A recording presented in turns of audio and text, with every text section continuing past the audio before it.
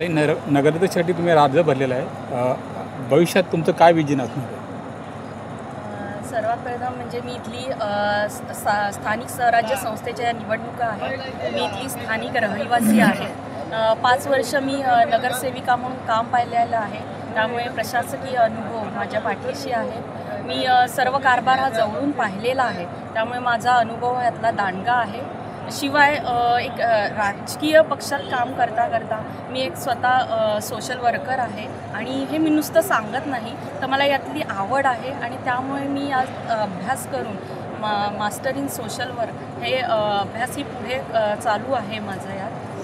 यासाठी समाजात कार्य करण्यासाठी मी स्वानंदी सोशल वेलफेअर फाउंडेशन या संस्थेची आम्ही स्थापना केली आणि त्याच्या अनुषंगाने आम्ही समाजातल्या तळागाळातल्या गोरगरिबांपर्यंत त्यांची ज्या समस्या आहेत त्या या संस्थेच्या माध्यमातून पूर्ण करण्याचे प्रयत्न केलेले आहेत.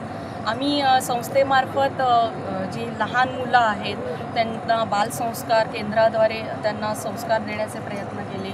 नंतर जे युवा आहेत त्यांना व्यवसाय देण्यासाठी व्यवसाय मार्गदर्शनाचं शिबिर आयोजित केलेलं आहे. शिवाय महिला वर्गासाठी महिला सक्षमीकरण करण्यासाठी आम्ही विविध व्यवसाय मार्गदर्शन तसेच त्यांना जी कोर्सेसचे काही अनुभव कसे पुढे त्यांना कोर्सेसच्या माध्यमातून व्यवसाय कसे चालवायचे याचं प्रशिक्षण आम्ही त्यांना दिलेलं आहे. आणि शिवाय करोना काळातही आम्ही कार्यरत होतो, कारण तेव्हा महिलांच्या हाताला रोजगार नव्हते. पण आम्ही जे मास्क बनवण्याचं काम त्यांना दिलं आणि जवळपास 35,000 मास्क आम्ही शिवले आणि आम्ही स्वतः आरोग्य धोक्यात घालून महिलांपर्यंत पोहोचलो.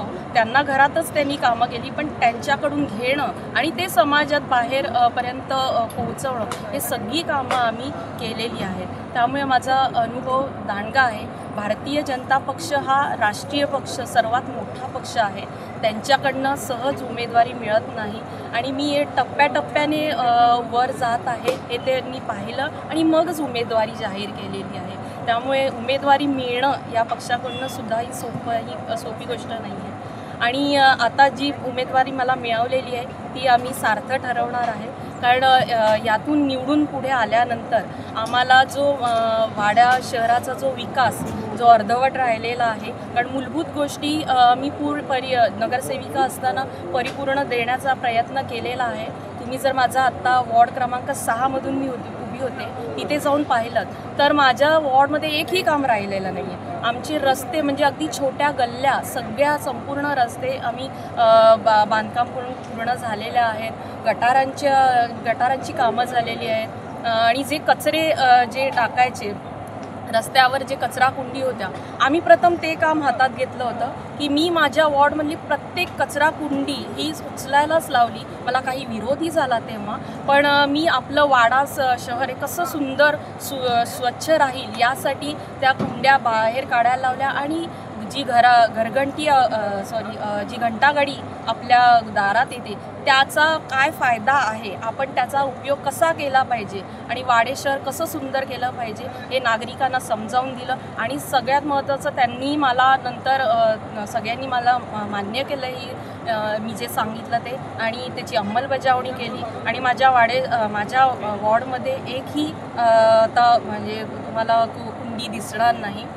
शिवाय सगळ्यांना जे महिला सक्षमीकरणाचंही मी काम करत राहिले. विरोधी पक्षात होते पण आम्ही विरोधाला विरोध कधी केला नाही. विकासाची ज्या गोष्टी होत्या त्याला प्राधान्य दिलं. त्यांच्या संपूर्ण जे निर्णय होते त्या चांगल्या निर्णयांमध्ये आम्ही पूर्ण वाटा घेतला आणि काम पूर्ण करत राहिलो. सगळ्यात मोठी गोष्ट आता जो वाडे शहराचा विकास आराखडा आहे जो आता शेवटच्या अंतिम टप्प्यात पोहोचला आहे तो आम्ही आता निवडून आल्या मी पूर्ण करीन आणि वाडा सक्षम आणि सुशोभित कसा होईल यासाठी पूर्ण प्रयत्न करणार आहे. वाड्याचे जे मूलभूत गरजा आहेत भरपूर ठिकाणी काही अजून पाणी पुरवठा होत नाही आहे तो पूर्ण करायचा आहे. अगदी जे लांबचे पाडे आहेत तिथे पूर्ण पाणी योजना कशी पोहोचेल हे आम्ही पाहणार आहे.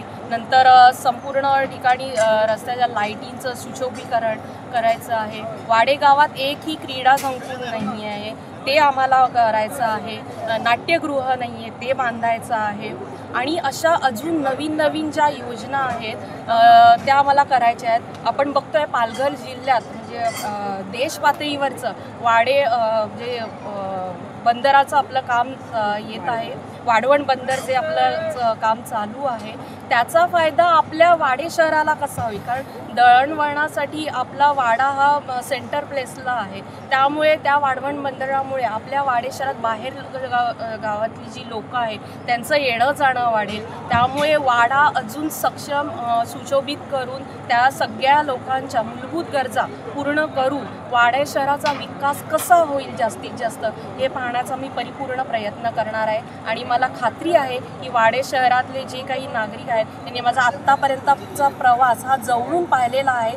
मी कोणत्या पाड्यात अजून पोहोचलेली नाही, 17 वाड्यांमध्ये पूर्ण पोहोचलेली नाही असा कोणताच पाडा नसेल, सगळीकडे मी पोहोचलेली आहे. माझा चेहरा सगळ्यांना माहीत आहे, एक सामाजिक कार्यकर्ती म्हणून. त्यामुळे मला सगळे भरघोस मतं देऊन नक्कीच निवडून आणतील अशी आशा. धन्यवाद. एक शेवटचा प्रश्न, वाडा नगरपंचायतच्या या निवडणुकीमध्ये तुम्ही जी उमेदवारी अर्ज भरला आहे नगराध्यक्षासाठी, तुमच्यासह आणखीन इतर पक्षातल्या म्हणजे जवळपास 7 लोकांनी म्हणजे अर्ज दाखल केलेला आहे. कसं पाहता या निवडणुकीकडे? मला वाटतं माझी शर्यत ही माझ्या स्वतःशीच आहे. कारण शिक्षण, सामाजिक कार्य, प्रशासकीय कार्य असं सगळ्या बाजू पाहता मी नक्कीच कुठेतरी वरच्या लेवलला आहे. आणि म्हणूनच मी मगाशी म्हटलं की भाजपाकडनं तिकीट मिळणं काही सोपं गोष्ट नाही आहे. हे सगळ्या दृष्टिकोनातून ही परीक्षण झालेलं आहे आणि नंतरच मला उमेदवारी मिळालेली आहे. त्यामुळे मी स्वतःचीच माझी स्पर्धा माझी स्वतःशीच आहे, कोणाशी